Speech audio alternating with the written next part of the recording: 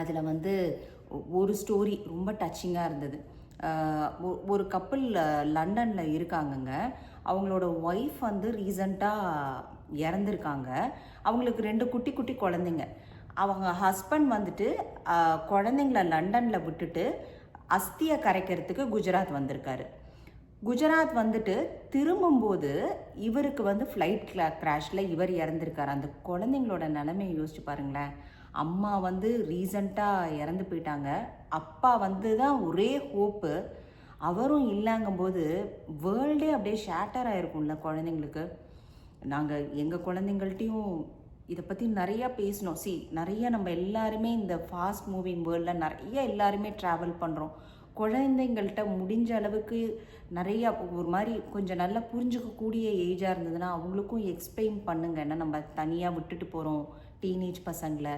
அந்த மாதிரி இருக்கும்போது நமக்கு அவங்களுக்கு எல்லா எங்கெங்கே என்னென்ன எப்படி சர்வை பண்ணுங்கிறத சொல்லி கொடுத்து வளர்க்கணும்னு நினைக்கிறேன். கேட்க அப்படியே மனசு பதறிச்சுங்க. இன்னொருத்தவங்க ஒரு ஹஸ்பண்ட் வந்து 6 வருஷமாக லண்டனில் வேலை பார்த்துட்ருக்காரு. அதுதான் ரொம்ப நேற்று பாப்புலராக இருந்தது.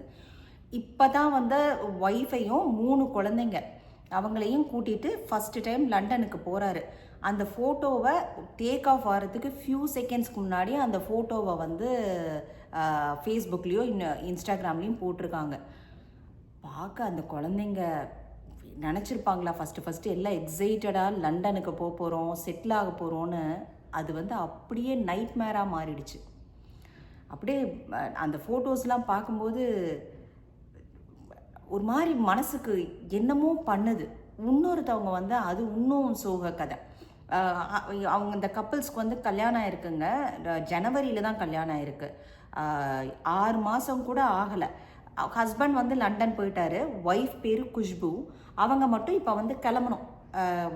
ஏர் இண்டியாவில் அம்மா அப்பாக்கெலாம் நமஸ்காரம் பண்ணிவிட்டு கிளம்புறாங்க.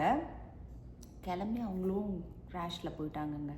எவ்வளோ ஹோப்ஸோட கல்யாணம் ஆகி இப்போ தான் செட்டில் ஆக போகிறோம், இப்போது ஹஸ்பண்ட் கூட 6 மந்த்ஸ் கழித்து போய் சேர போகிறோம் அப்படின்னு நினைக்கும்போது இப்படி ஒரு ட்ராஜடி.